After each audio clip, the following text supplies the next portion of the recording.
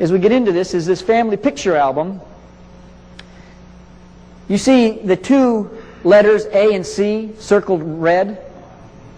Ivan van Sertima says, this by the way is a picture from Ramses III's tomb, right around 1200 BC. And what this is all about is that Ivan van Sertima states that the Egyptians always pictured themselves as A and C, not as B and D. We have the Semitic D and the Indo-Europeans and Asiatics B. And I just wanted to throw that in just to understand what's going on. 33 dynasties since the beginning of Egypt.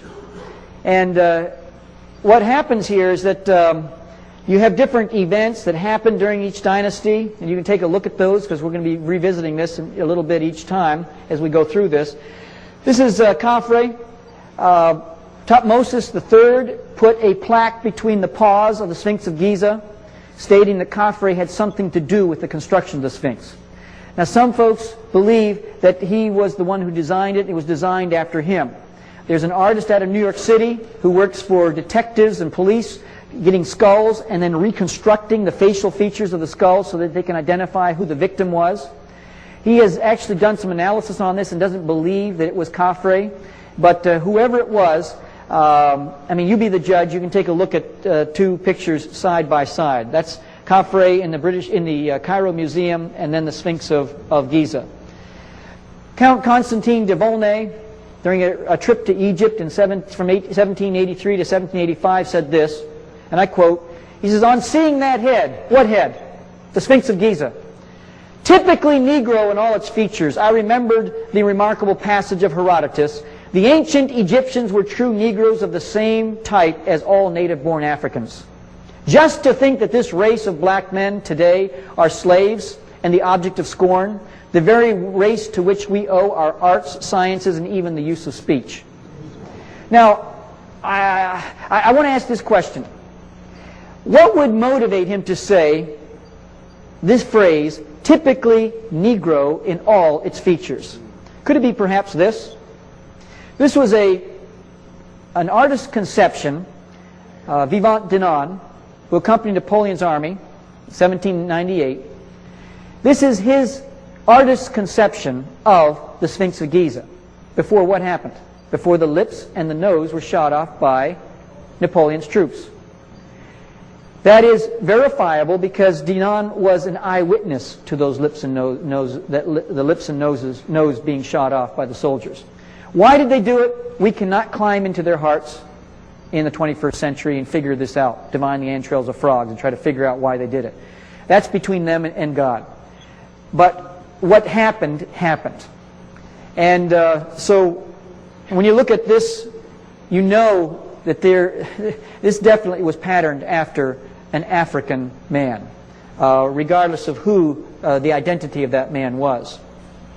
We now move to the first through the second dynasty. Narmer-Menes, he was the creator of the dynastic rule of Egypt. He ruled some 62 years in all. He unified the upper and lower Egypt. For the first time, this was all brought together. One of the things we know about him is that he initiated the Herculean task of diverting the course of the Nile that created the Delta region that allowed Memphis to be built. He died while traversing a river. They were going after a rogue Libyan band of troops, and a crocodile grabbed a hold of him as an older man, and that must have been some struggle, I'll tell you, but that's how he died, how he passed on. This is all we have of Narmer. Zoser in the third dynasty, he was a gentleman that he began the extensive building with stone. In fact, he's the first one that put up a stone monolith in the Egyptian Empire. He exploited the copper mines in the Sinai Peninsula region. He extended his frontier to the first cataract of the Nile. Those who studied this know that there were 5 cataracts in all. These are rocky areas where you cannot traverse by a boat, and you have to actually go around it by land. And he extended the frontier about 500 miles south of Memphis. His chief advisor was a gentleman by the name of Imhotep. Imhotep, a remarkable individual. In fact, if you were to look at his resume, his obituary, I call this a resume obituary type stuff, is that he could easily say, I'm a sage, I'm a scribe, a priest, an astronomer, I'm a philosopher, I'm an advisor to Zoser, I'm his chief medical doctor, I'm the grand architect of the 204-foot stepped pyramid in Saqqara. He was worshipped, by the way, as a god for the next 3,000 years. And some early Christians, in fact, worshipped him as the Prince of Peace. This man made quite a mark in what he did. He was a man that was what we call the father of medicine. And by the way, his father was an architect. His name was Conifer.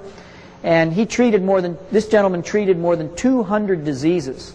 He had 15 diseases of the abdomen that he was able to identify. 10 of the rectum, 11 of the bladder, 29 of the eye, 18 of the skin. He had this science of facial analysis where he could look into your face, your eyes, and determine what was going on.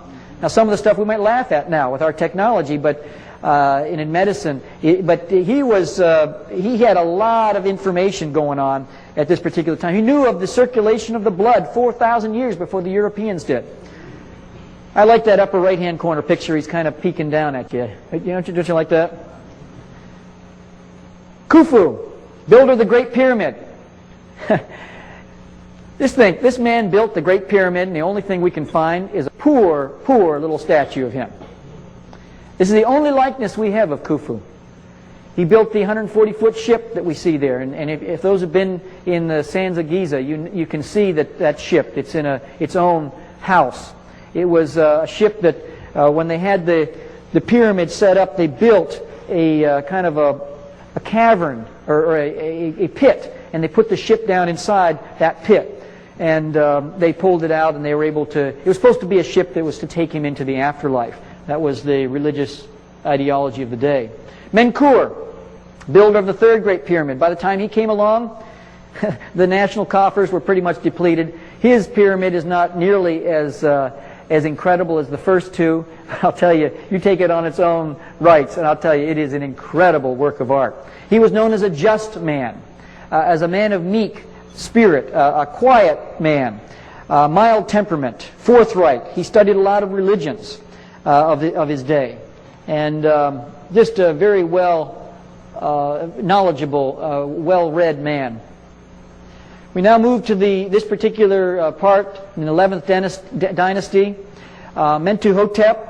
This particular gentleman was a man who was regarded as the greatest person of the 11th dynasty, the actual founder of it, the king of the upper and lower Egypt, and his wife, Kawit, in the lower right-hand part of your screen.